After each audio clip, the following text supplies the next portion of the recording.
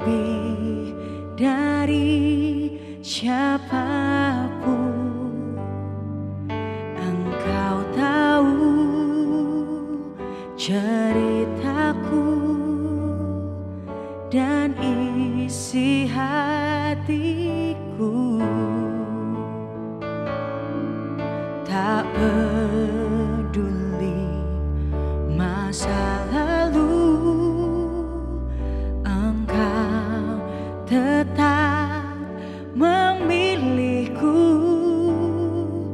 Ubahkanku, sempurnakan jadi karya yang indah.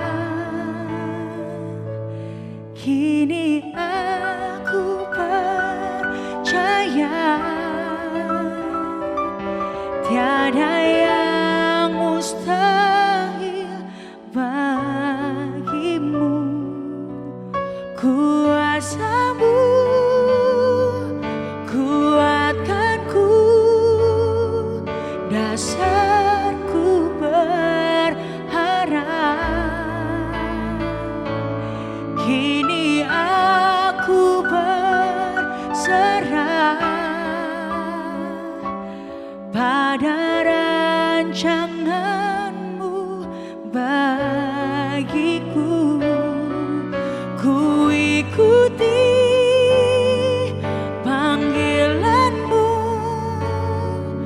ku kan setia sampai akhir hidupku.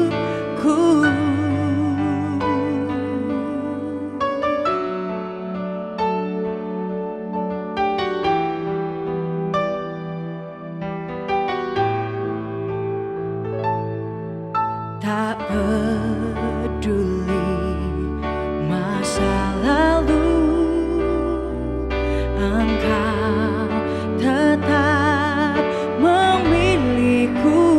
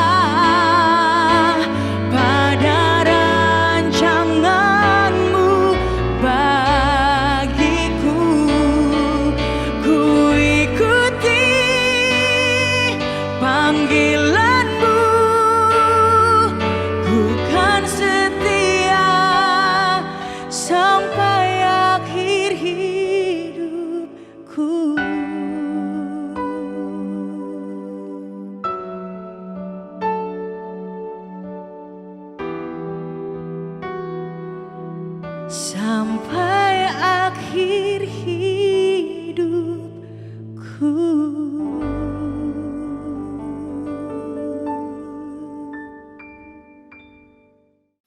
Shalom saudara, selamat pagi. Kita ketemu kembali pagi dalam Morning Devotion. Selamat pagi saudara-saudara, apa kabar?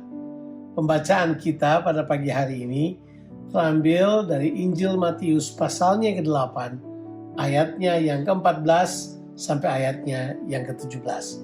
Demikianlah firman Tuhan. Setibanya di rumah Petrus, Yesus pun melihat ibu mertua Petrus terbaring karena sakit demam. Maka dipegangnya tangan perempuan itu, lalu lenyaplah demamnya. Ia pun bangunlah dan melayani dia. Menjelang malam dibawalah kepada Yesus banyak orang yang kerasukan setan, dan dengan sepatah kata Yesus mengusir roh-roh itu dan menyembuhkan orang yang menderita sakit. Hal itu terjadi supaya genaplah firman yang disampaikan oleh Nabi Yesaya, Dialah yang memikul kelemahan kita dan menanggung penyakit kita. Saudaraku, dalam pembacaan kita pada pagi hari ini, bagaimana Tuhan Yesus menyembuhkan ibu mertua Petrus. Sebelum kesembuhan ini, Yesus telah menyembuhkan 2 orang yang tentunya telah kita bahas sebelumnya. Jadi ketiga peristiwa ini, saudaraku, memiliki kesamaan, yaitu Yesus menyembuhkan orang-orang yang tidak dianggap oleh masyarakat, yaitu orang kusta, hamba seorang perwira yang ada di Kapernaum, dan juga ibu mertua Petrus, seorang perempuan yang sudah tua dan tentunya tidak produktif lagi. Saudaraku, narasi Matius ini menunjukkan bagaimana Tuhan Yesus melakukan semua ini untuk menggenapi nubuatan mesianik yang ditulis oleh Nabi Yesaya, bahwa Dialah yang memikul kelemahan kita dan juga menanggung penyakit kita. Jadi konteksnya, saudaraku, adalah Yesus menyembuhkan ibu mertua Petrus. Lalu bukan hanya ibu mertua Petrus yang disembuhkan oleh Tuhan Yesus. Yesus juga menyembuhkan banyak orang pada saat itu. Banyak orang datang kepada Yesus berbondong-bondong, saudaraku, untuk meminta disembuhkan dan juga lepas daripada segala roh jahat yang mengikat mereka. Dan juga Yesus menyembuhkan, saudaraku, dengan menggenapi nubuatan para nabi. Nah, jelas banget di situ dikatakan bahwa Yesus kemudian bukan cuma menyembuhkan ibu mertua dari Petrus, tapi Yesus juga kemudian menerima orang yang banyak datang kepadanya. Kelihatannya narasi Markus ingin memberikan sebuah pernyataan bahwa Yesus terbuka untuk melayani dan menyembuhkan orang-orang di luar yang bukan cuman orang Yahudi saja.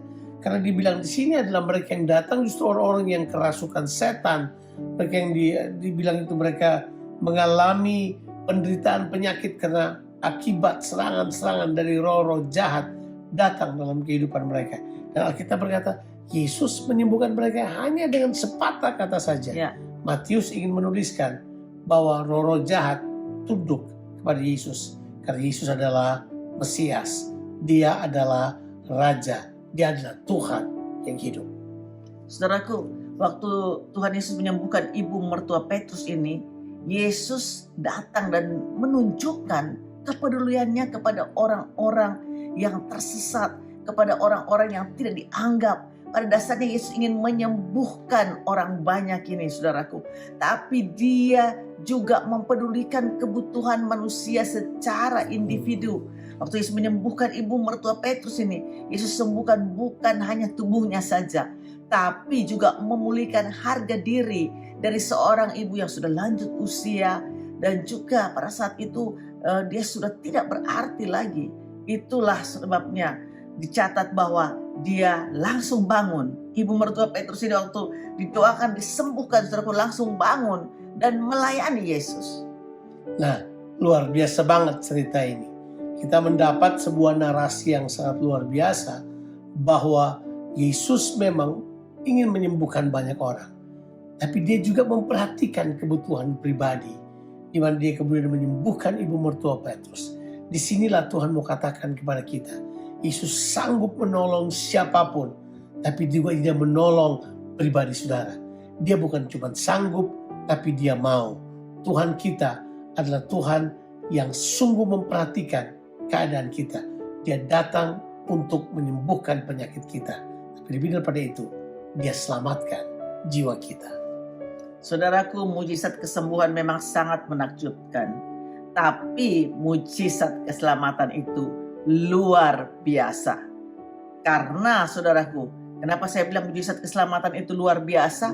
Sebab mujizat keselamatan membawa kita orang berdosa memperoleh hidup yang kekal karena pengorbanan Tuhan Yesus Kristus. Kami ingin berdoa buat saudara pada saat ini. Kita satu dalam doa. Terima kasih banyak Tuhan buat hari yang baru yang Kau berikan kepada kami. Setiap pagi rahmat-Mu selalu baru untuk kami Tuhan. Kami boleh belajar firman-Mu pada hari ini. Bahwa Tuhan, Engkau Tuhan yang berkuasa. Engkau Tuhan yang sanggup untuk menyembuhkan segala penyakit apapun. Engkau telah menyembuhkan ibu mertua Petrus Tuhan. Kami berdoa pada saat ini. Buat semua orang yang mendengarkan morning devotion ini. Kalau yang sedang sakit Tuhan.